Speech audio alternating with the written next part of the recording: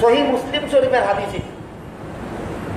মুসলিম শরীফ প্রথম খণ্ডের 138 পৃষ্ঠার হাদিস। হাদিসের মর্মটা হলো রাসূল করিম সাল্লাল্লাহু আলাইহি ওয়াসাল্লাম কয়েকজন সাহাবায়ে কেরামদেরকে নিয়ে মসজিদের ভিতরে অবস্থানরত ছিলেন। একজন সাহাবারে নিয়ে রাসূল কোথায় ছিলেন? মসজিদে। এমত অবস্থায় একজন পল্লীবাসী লোক, নূতন মুসলমান, একজন অমুসলিম কলেমা পড়া মুসলমান হওয়া মাত্রই ফাঁক না ফাঁক না ফেলে না, আস্তে আস্তে শিখতে হয়। এই সব কিছু শিখছে না, জানছে না। একজন পল্লীবাসী নূতন মুসলমান, ফাঁক না ফাঁকে হনা বুঝছে না, এমন একটা লোক মসজিদে ঢুকিয়া মসজিদে দাঁড়ায় পেশাব করা শুরু করে। মসজিদে দাঁড়ায় রাসূলের সামনে, সাহাবাদের সামনে, মসজিদের ভিতরে দাঁড়ায় পেশাব করা শুরু করে। দাঁড়াইয়া পেশাব করা আলোচনা আনুষঙ্গিকভাবে অন্যদিন হয়েছে। আল্লাহ রাসূল জীবনে একদিন দাঁড়াইয়া পেশাব করছেন, কাজেই দাঁড়াইয়া পেশাব করা সুন্নাত নাকি বলেন না? ওইটা ঠিক কিয়া? হ্যাঁ, ঠিক। বাকি সারা জীবন ওই বৈশা পেশাব করছেন। সাহাবায়ে কেরামদেরকে বৈশা পেশাব করা শিক্ষা দিয়েছেন। যে সমাজে রাসূল জন্মগ্রহণ করেছিলেন সেই সমাজের পুরুষরা দাঁড়াইয়া পেশাব করত, আগের থেকে মেয়ে লোকরা বইয়া পেশাব করত। এই কারণে এই নয়া মুসলমান লোকটা মসজিদে গিয়ে দাঁড়াই এই পেশাব করত। নয়া মুসলমানটা মসজিদে লোককে দাঁড়াইয়া পেশাব করে কেন? কারণ এদের সমাজের কথা আগের থেকেই চালু, পুরুষরা দাঁড়াই এই পেশাব করত। রাসূল যখন সাহাবায়ে কেরামদেরকে বসে পেশাব করা শিক্ষা দিলেন, সাহাবাগণ যখন পয়সা পেশাব করা শুরু করলেন, তখন সমাজের অন্য লোকেরা রাসূলকে তিরস্কার করা শুরু করলো। এই বলে যে মুহাম্মদের সঙ্গীরা মেয়ে লোকের মতো পেশাব করে। তিরস্কারের নমুনাটা দেখেন, মুহাম্মদের সঙ্গীরা মেয়ে লোকের মতো পেশাব করে। এইরকম তিরস্কার সত্ত্বেও কোন সাহাবী দাঁড়াইয়া পেশাব করেননি। এইরকম তিরস্কার সত্ত্বেও একদিনের ঠেকা ছাড়া রাসূল আর কোনোদিন দাঁড়াইয়া পেশাব করেন। তাহলে সমাজের নিয়ম হইল দাঁড়াইয়া পেশাব করন, আর নবীর তরিকা হইল পয়সা দেন। এই লোকটা যেহেতু নবীর তরিকা এখনো শিখছে না, নবী মসজিদে বসা সাহাবায়ে কেরামদেরকে নিয়ে মসজিদে ঢুকছে, মসজিদে দাঁড়াইয়া পেশাব করা শুরু করছে।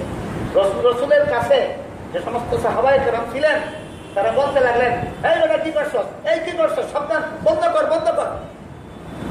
তারা বন্ধ করার জন্য নির্দেশ দিতে লাগলেন। আল্লাহ রাসূল তারা বাধা দিলেন, পেশাব করা শুরু করে দিছে। এখন তারা বাধা দিলে কি হইব? এখন তো বাধা দিলে দিব দৌড়, দৌড় দিলে তো সারা মসজিদে জড়াইব। এই জন্য রাসূল বললেন, এরে আর বাধা দিও না, পেশাব করা শুরু করে দিছে, এখন শেষ করতে দাও। লোকটা খাতির জমা রাসূলের সামনে মসজিদে দাঁড়াইয়া পেশাব করে শেষ করল। শেষ করার পরে আল্লাহ রাসূল তারে ডাকলেন, দেখে কইলেন, আল্লাহ রাসূলুল্লাহ সাল্লাল্লাহু আলাইহি ওয়াসাল্লাম দাআহু ফাকালা লাহু ইন্না হাযিহিল মাসাজিদ লা তাসলুহু লিশাইইন মিন হাযাল বাউল ওয়ালাল কাদার।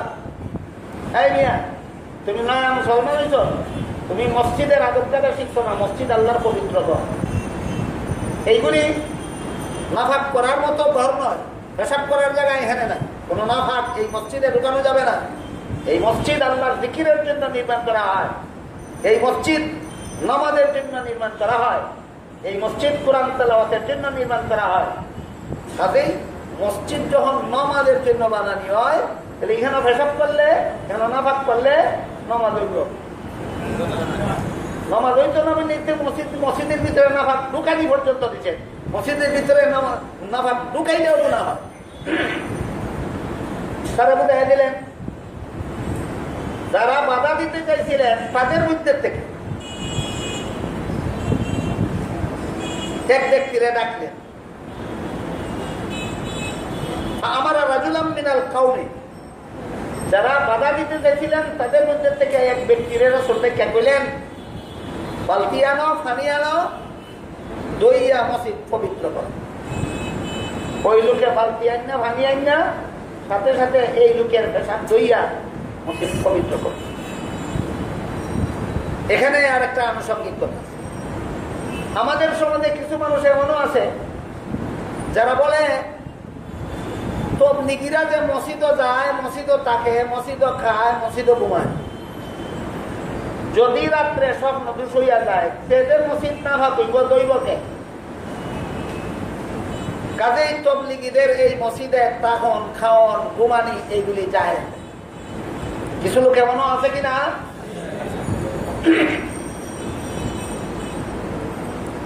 এদের জন্য আমি বলে থাকি যে অগত্যা যদি কোন তবলিগি মসজিদে ঘুমাইলে পারে, থাকলো খাইলো ঘুমাইলো, সংসারের কাজে না দিনের কাজে? রমজানের শেষ দিনেও কোন মুসলমান মসজিদ তাকে খায় ঘুমায় কিনা? সংসারের কাজে না দিনের কাজে? দিনের কাজে মসজিদে থাকা, মসজিদে খাওয়া, মসজিদে ঘুমানি, জ্বলন্ত দলিল হইল এতে কাজ। জ্বলন্ত দলিল হইল এতে কাজ।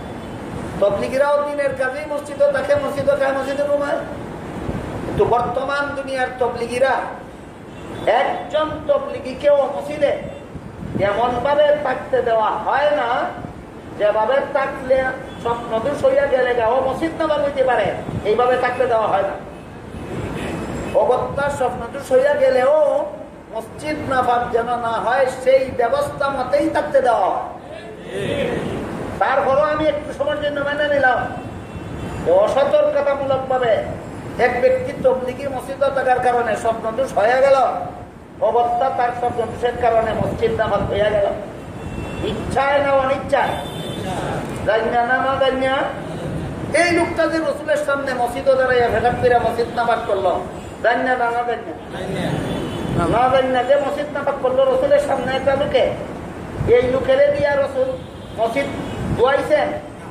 যারা দৌড়াইতে গেছিল তারার মধ্যে থেকে একজন, এইখানে তো একটা পরিষ্কার ফয়সলা পরিষ্কার ওই তবলিগি যদি মসজিদে ঘুমানির কারণে স্বপ্ন দোষিয়া মসজিদ নাফাক হইয়া থাকে, এটা তো তার অনিচ্ছা হয়েছে।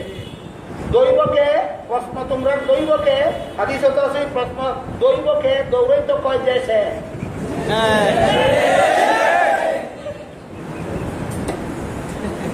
দেখো এর মসজিদ থেকে দৌড়াও হে দইতো আছে নিয়ে দিছে। হ্যাঁ আছে, যে নামাজ পড়ছে হেরে দিয়া দোয়াইছেন না, যারা দৌড়াইতে বসেন তারা মধ্যে থেকে একজনের দিয়া দোয়াইছেন।